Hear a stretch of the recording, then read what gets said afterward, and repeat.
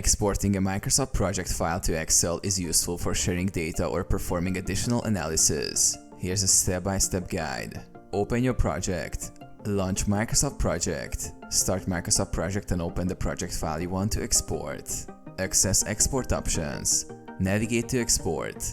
Click on the File tab to open the Backstage view. Select Export. Choose Export from the menu options on the left. Choose Excel Export. Select Export to Excel. Click on Export, save project as file, Excel workbook. This initiates the process to export your project data. Use the Export Wizard. Open the wizard. The Export Wizard will appear.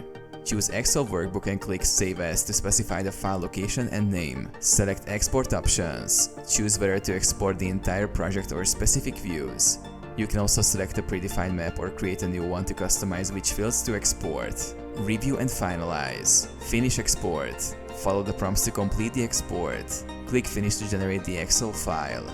Open Excel. Navigate to the file location and open the Excel file to review and manipulate the data as needed. Save your Excel file. Save in Excel. Make any necessary adjustments in Excel and save the file to preserve your changes.